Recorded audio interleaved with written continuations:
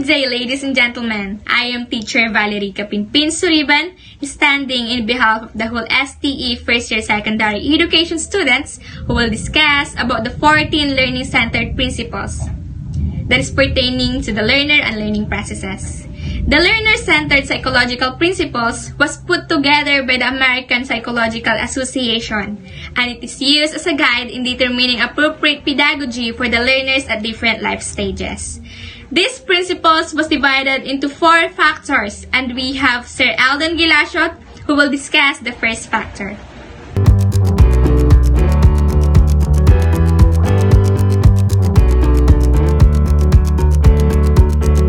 Thank you, Ma'am Valerie. So the first factor of learning is the cognitive and metacognitive learning.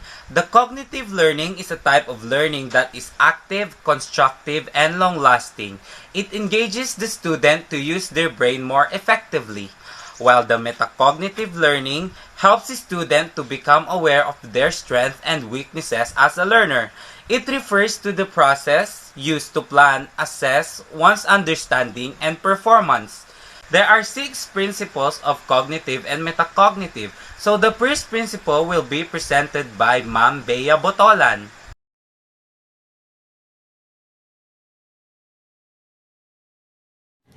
Thank you, Mr. Eldon Gelasio, for giving us information about cognitive and metacognitive factor. My name is Bea Botolan and will now explain to you the nature of learning process. Learning is a dynamic interaction between the learner, task, and the instructor. It talks about the different ways people learn or how learning process actually starts for everyone.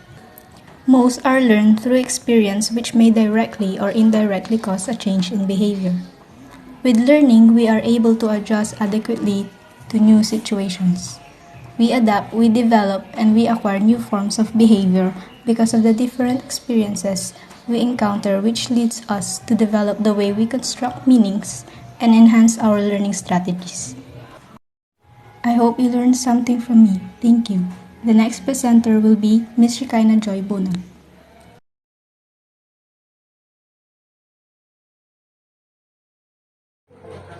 Thank you, Ma'am Bea Botolan. I will now present the goals of the learning process. Educators can assist the learners in creating meaningful learning goals that are consistent with both personal and educational aspirations and interests. A student requires to be goal-directed in the strategic nature of learning so that they can reach the longer-term goals. Successful learners can be able to interpret, contrast, deepen the understanding, create a meaningful and consistent representation of knowledge. We can also apply the SMART process to enable us to write our goals. The SMART process must have the following characteristics. They must be specific, measurable, attainable, relevant and result-oriented, and time-bound. A specific goal has a much greater chance of being accomplished than a general goal. SMART goals must answer the following questions: who, what, why, where, when, and which. Goals must be established concrete criteria for measuring progress toward the attainment of each goal. It is able to demonstrate by observable and measurable improvement in learning. SMART goals needed to be attainable. It means limited to strategies and outcomes which can be reasonably expected within the context and time frame of a goal. Relevant and result-oriented.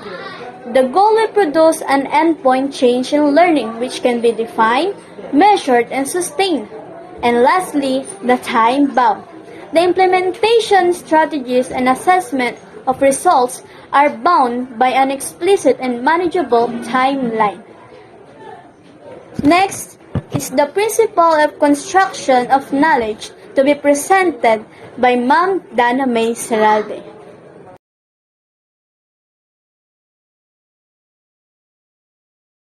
Now, I am going to present the third principle of learning process, which is the construction of knowledge. When we say construction of knowledge, this is a collaborative process which aims to produce new understanding or knowledge that anyone alone could not achieve. And by that, we make a poster which is entitled, "Knowledge can be stronger and bigger when we build it together." In the poster, we are showing that construction of knowledge is more effective when we are going to interact or communicate to each other. We can learn many things by others' perspective. We can also learn in others' experience. And for example, in school, our teacher gave us a task and it is by group. We can easily done or achieve high score if all of us is sharing ideas and cooperating to each other. In this world, no man is an island. It is also applied on construction of knowledge. You can't learn by your own. You need someone to teach you. I can't achieve what I have right now without those people around me, and I can't do this task or I can present here without my groupmates' cooperation and ideas. That's how important construction knowledge is. And this is the end of our topic, and thank you for listening. Next, we have Sir Renz Tristan Diaz to discuss the next principle, which is the strategic thinking.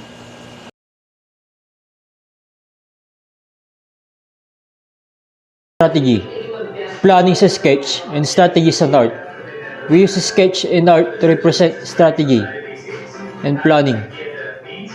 Planning sometimes part of strategies and sketch is a part of art, but art and strategies is both complex or broad. There are various types of strategies and different art types of art. Both planning strategies can be used in learning, but strategy is more efficient and effective on the other hand. Sketch is also good kind of art, but art is more complex and beautiful. When we say planning, it's like a sketch. You can create a plan, while strategy is defined as practical consideration, and it involves setting goals and priorities, determining action to achieve the goals.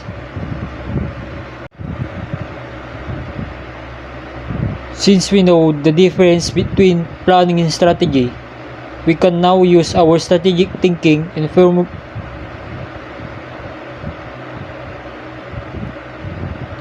formulate now to expand our repertoire of strategies, became a successful learner who can create and use repertoire of thinking and learning strategies to achieve learning goals.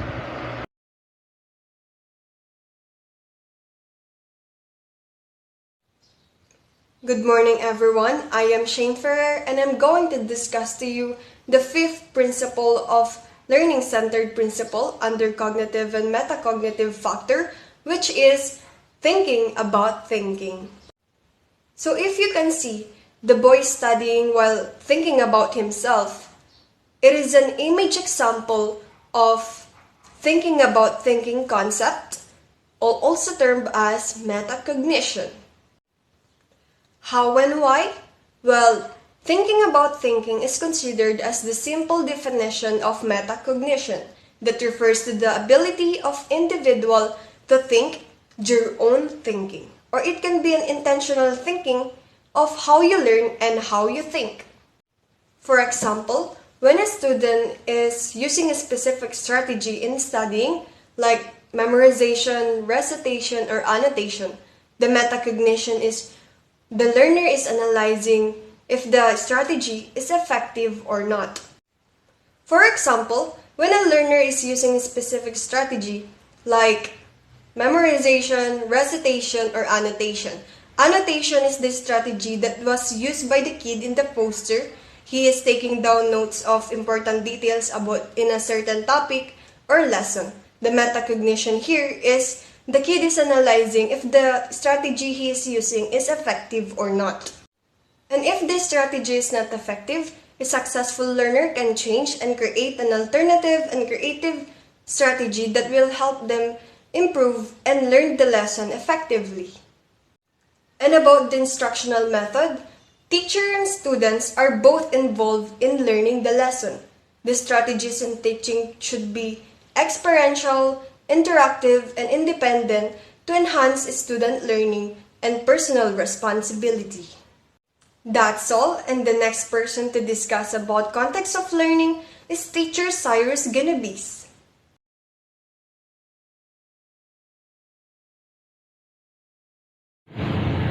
Thank you, Ma'am Shane. In the sixth principle, the context of learning. Learning is influenced by environmental factors, including culture, technology, and instructional practices. In culture, as teachers, we must accept whatever cultural background they have and whatever beliefs they have. And also, we need to be sensitive with their culture. We all have different cultures, beliefs, so we need to learn how to respect each differences so that it won't be uncomfortable to the other, especially students. We need to respect and accommodate individuals' differences in learners' belief, background, and culture. And in technology, we have to maximize technology in order for us to boost learning. And also we can use technology for searching, presenting our lessons. Technology has a big impact on us. We use technology to search for presenting projects. It is a big help in learning, especially now that we're in the modern way of teaching, like having an online classes, having an online teachings, sending through Gmails, and in instructional practices, we need to have a good quality of teaching, because the quality of teaching really matters when it comes to the learning of the students. So these three factors could influence in the learning process. So environmental factors play a very vital role in the learning of the students. So the next is the second.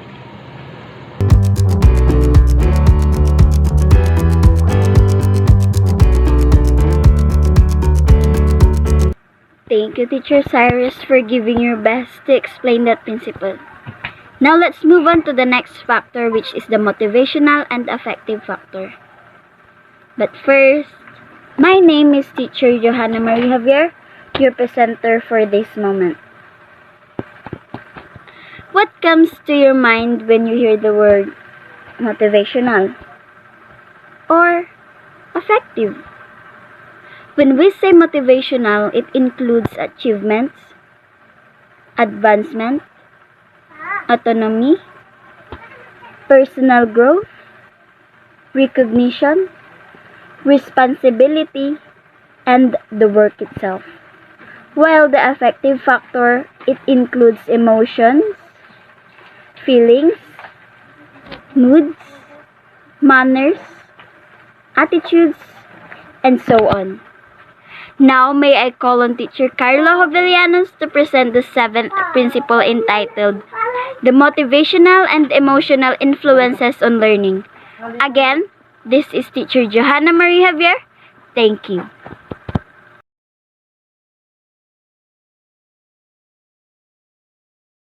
Thank you, Sir Cyrus, for that wonderful presentation.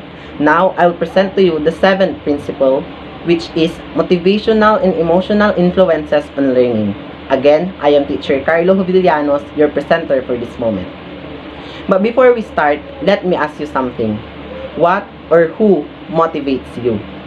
Motivation creates perseverance despite adversity. We should 100% know our motivations. But whatever it is, always remember that it's influenced by emotional states, our beliefs, our interests, goals, and lastly, our habits of thinking. Because motivation activates our main goal. Our emotions can motivate our behavior, which means it can influence one person in learning whether they are happy, sad, or in pain. Motivation plus emotion equals process. Emotional and motivational process occur in people most notably as subjective feelings.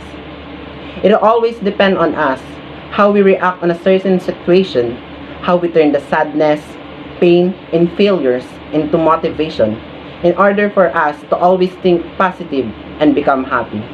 Again, this is Teacher Carlo Jovellanos, the presenter of 7th principle entitled Motivational and Emotional Influences in Learning. Thank you. Now may I introduce to you the next principle to be presented by Sir J.V. Malikdum.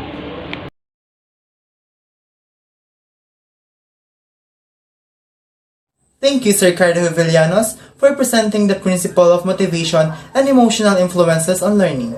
Now, I will be the one who will present the principle of intrinsic motivation to learn. Hello everyone, in the poster, we can see the three key factors to be intrinsically motivated. But let's go first with the first factor, which is autonomy. Autonomy means that people want to be in control of their life and work. This means that instead of being held back by rules and regulations, they are free to be creative and innovative. Second factor is mastery. People motivated by mastery that seeks to improve their skills through learning and practice so they can fulfill their potential. The third factor and the last factor is the purpose. When people don't understand the bigger picture, they can become disengaged and demotivated. But when they believe that they're working towards something larger than themselves, they are often more hardworking, productive, and engaged. On the bottom part of our poster, you can see the quote that we made. And it says that do something for the purpose of such activity that satisfy your personal interests, but not for the purpose of achieving rewards. The quote was only mean that when we do something, don't expect any obvious external rewards. You do it because it's enjoyable and interesting, rather than because of an outside incentive or pressure to do it, such as a reward or deadline. Have a good day! Next is the principle of effects of motivation and effort to be presented by Ma'am Maria Gertrudes S. Melendez.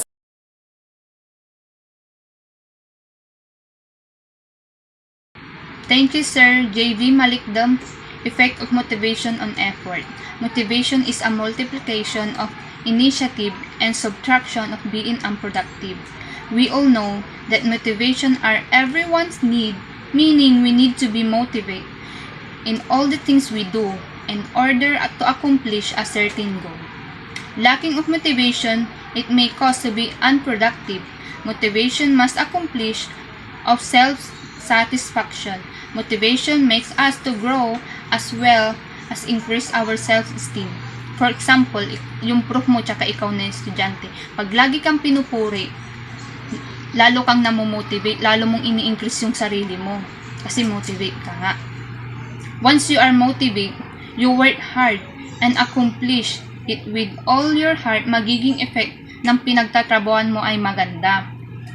The next is the third factor, which is the development and social factors.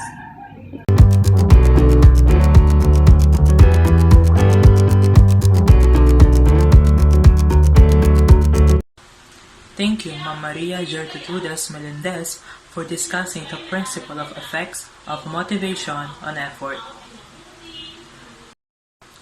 My name is Jordan B. Dingle, and I will present the third factor, which is the developmental and social factor.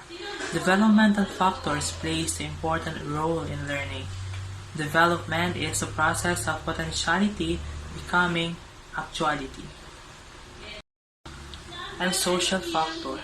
Learning is influenced by social interactions, interpersonal relations, and communication with others. And there are two principles under the developmental and social.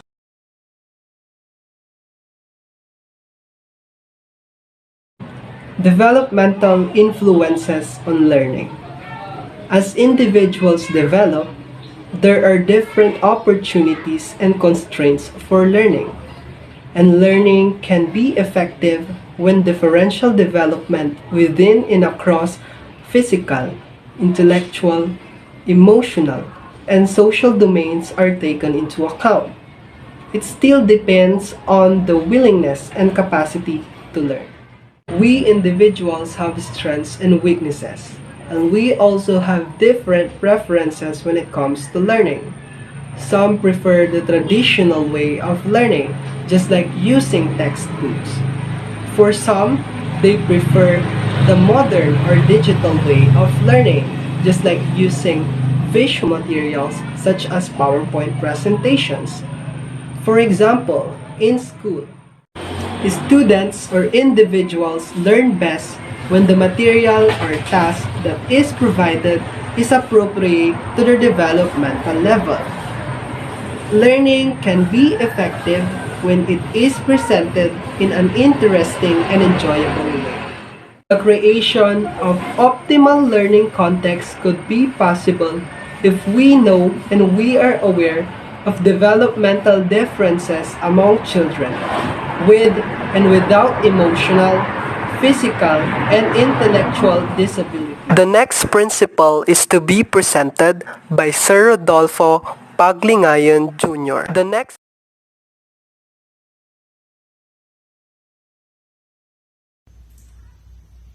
Thank you, Sir Alfred. I'll now present our topic, which will be presented by me, Rodolfo Palingayan Jr. The topic that I'm going to discuss is on social influence in learning, wherein it is how social environment wherein may affect our proficiency and eagerness in learning. But first, let's define social influence. Social influence, it is how individuals change their behavior to adapt or to vibe and meet the demand of social environment. But how does it affect social learning? There are three broad varieties will now be entered. First is compliance. It is when people appear to agree with others but actually keep their dissenting opinions private. Next is identification. It is when people are influenced by someone who is liked and respected. It affects communication by means of respect and interest in that person that boosts your interest to learn about them. Last is internalizations, which is like opposite of compliance. Internalizations wherein when people accept a belief or behavior and they both agree publicly and privately. Just like if someone shares information and you agree with them, then you are open to acquire their shared knowledge. Thank you for your attention. Next principle to be presented by Sir Renato Puntawe.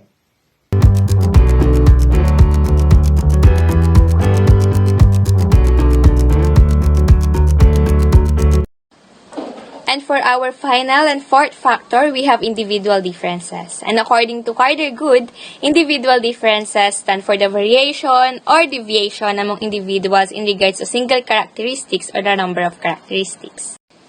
And when we say individual differences, we have different types. And these are physical, mental, and emotional differences. And we also have differences in psychomotor skills, achievements, and even interests and aptitudes.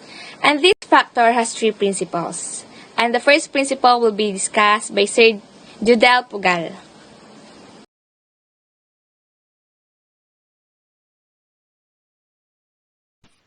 We, human beings, have initiate talents and capabilities, and it's up to us to discover and develop it.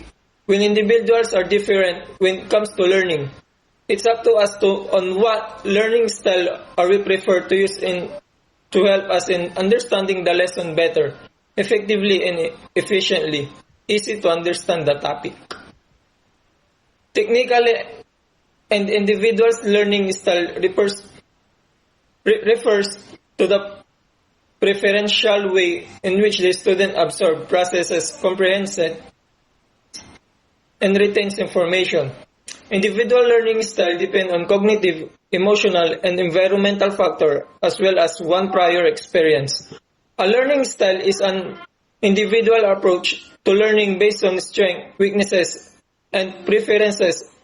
And knowing yourself as a learner is important if you want to achieve to the best of your ability. And if you know how to learn best, you can also communicate or approach more effectively with your proctors or instructors. Educators must know on what are the preferred learning style of their student. Educators must be sent when it comes to individual differences. They must aware that we have a different preferences when it comes to the studying.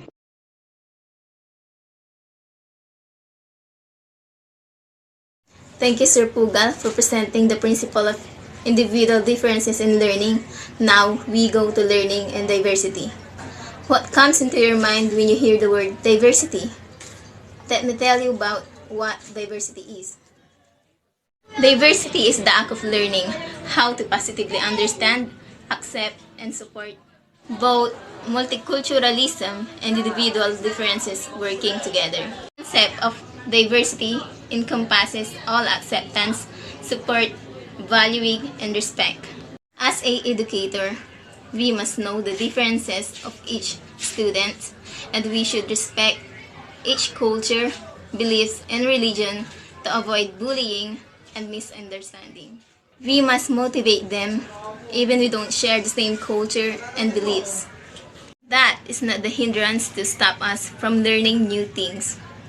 And we must make them feel that they are not different from us.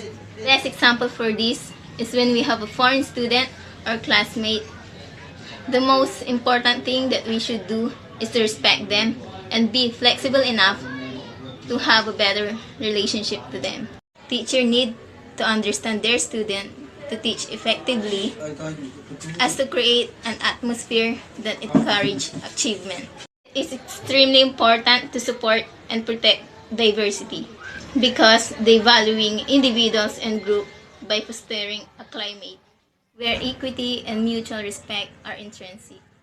Teachers should establish learning environments that are responsive to learner diversity. The next principle is standard and assessment is to be presented by Sir Villanueva.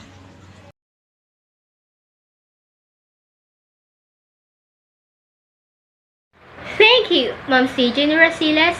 I will now present the standard and assessment. For the word standard itself, one word will automatically come up to our mind, and that is goal. A goal that needed to be achieved. As future teachers, it's our responsibility to give goal and set a standard for our students, to do their best and to give them the mindset of passing that standard, for them to study harder and exceed their knowledge capacity and treat it as a motivator. Well, the assessment is knowing the limitation of knowledge that our students have, just like our poster trying to show us. Knowing the knowledge capacity will give us ideas on what we need to teach and what standard we should give to make them think and study harder to reach that goal and exceed their learning capacity.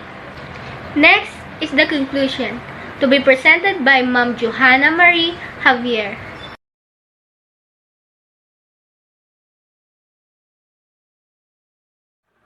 The principles are intended to deal holistically with the learners in the context of their real-world learning situations.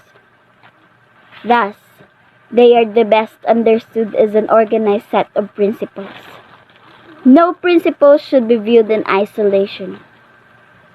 The 14 principles are divided into those referring to cognitive and metacognitive, motivational and effective, developmental and social, and individual difference factors influencing learners and learning. Finally, the principles are intended to apply to all learners from children to teachers, to administrators, to parents, and to community members involved in our educational system. This ends our discussion now. We hope that you've learned something from BSED English family. It is our pleasure to help you learn. Thank you.